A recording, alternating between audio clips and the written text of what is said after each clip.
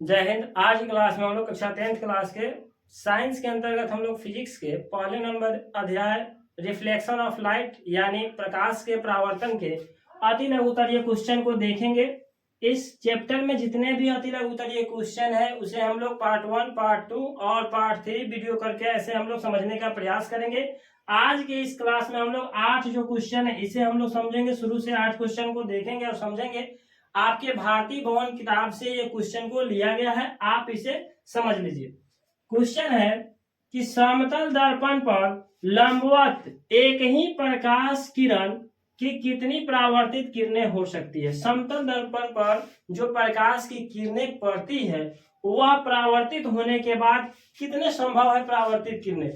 तो समतल दर्पण पर पड़ने वाली प्रकाश की किरणें दो किरणें हो सकती है। पहला नंबर है यह आपतित किरण, और आपतित किरण किसे कहते हैं, परावर्तित किरण किसे कहते हैं, और प्रकाश के परावर्तन क्या है। इसके लिए हम आप सभी के लिए एक बहुत ही प्यारा सा वीडियो बनाए हैं, जहां पे आप इस वीडियो के डिस्क्रिप्शन में दिया गया है उस वीडियो का लिंक, आप उसे देख करके समझ सकते हैं कि प्रकाश का परावर्तन क्या है और परावर्तित किरण, आपतित किरण, आपतन बिंदु, परावर्तन कोण, ये सब क्या है, इसे हमने समझाया है। तो आप उस वीडियो को जरूर देख लेंगे, डिस्क्रिप्शन में उस वीडियो का लिंक दिया हुआ है।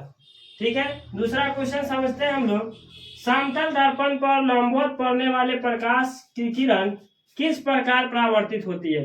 कैसे जो है समतल दर्पण पर लंबवत पड़ने वाले प्रकाश की किरण जो है परावर्तित होती है। तो समतल दर्पण पर लंबवत पड़ने वाली प्रकाश की किरण परावर्तन के बाद जो है उसी पथ पर लौटा दी जाती है। उसी पथ पर क्या किया जाता है, लौटा दिया जाता है। तीसरा क्वेश्चन है कि समतल दर्पण पर अभिलंब आपतन के लिए परावर्तन कोण का मान कितना होता है। तो जब भी समतल दर्पण रहता है इसे आपतन या आपतन कोण और परावर्तित कोण जब इस पर डाला जाता है तो इस पर जो लंबवत कोण पड़ता है यहाँ पे, तो ये बनता है कितना डिग्री का बनता है, 90 डिग्री। कितना का बनता है, 90। यानी समतल दर्पण पर अभिलंब के लिए परावर्तन कोण का मान जो है 90 डिग्री का होता है। कितना का होता है, 90 डिग्री का। चौथा क्वेश्चन है कि प्रकाश के परावर्तन के कितने नियम है। प्रकाश के परावर्तन के जो है 2 नियम होते हैं। समतल दर्पण और में जो होता है आपतित किरण और आपतन बिंदु पर डाला गया अभिलंब, तीनों एक ही समतल में होते हैं। और आपतित किरण आपतन कोण परावर्तन कोण यानी आई और आर कोण जो होता है, ये वाला दोनों कोण का मान जो है बराबर होता है। यही है प्रकाश का परावर्तन के 2 नियम। आगे क्वेश्चन की समतल दर्पण में वस्तु दूरी और प्रतिबिंब दूरी में क्या संबंध है। तो समतल दर्पण में वस्तु दूरी और प्रतिबिंब दोनों क्या होता है, बराबर होता है।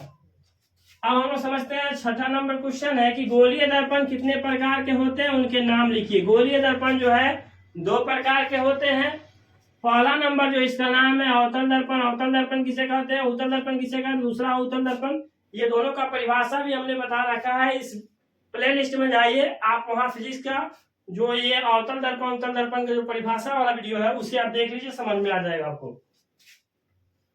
7वां नंबर क्वेश्चन है कि गोलीय दर्पण के मुख्य अक्ष क्या है। तो गोलीय दर्पण का मुख्य अक्ष यानी गोलीय दर्पण के ध्रुव यानी पोल से वक्रता केंद्र यानी सी को मिलाने वाली सरल रेखा को उस दर्पण का मुख्य अक्ष या इसी रेखा को प्रधान अक्ष भी कहा जाता है।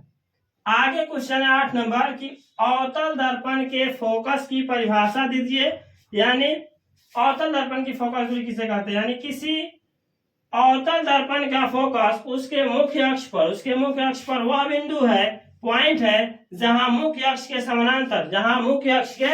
समानांतर किरणें दर्पण से परावर्तन के बाद मिलती है या मिलती हुई प्रतीत होती है।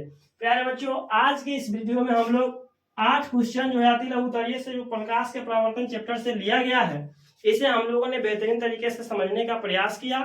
प्यारे बच्चों, और अगर आप चाहते हैं आपने सभी विषयों की तैयारी सफलतापूर्वक करने के लिए, लेक्चर वीडियो के माध्यम से समझने के लिए चाहते हैं, तो आप इसके लिए मेरे एप्लीकेशन MG प्लस एकेडमी को डिस्क्रिप्शन में दिए हुए लिंक से डाउनलोड कीजिए।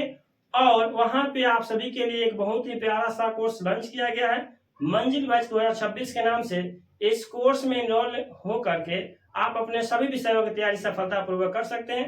तो प्यारे बच्चों, अगर आपको यह वीडियो अच्छी लगी है तो मेरे चैनल को सब्सक्राइब, वीडियो को लाइक तथा शेयर कीजिए, ताकि मेरी हर आने वाले वीडियो का नोटिफिकेशन आपके पास ऐसे ही सफलतापूर्वक पहुंच सके।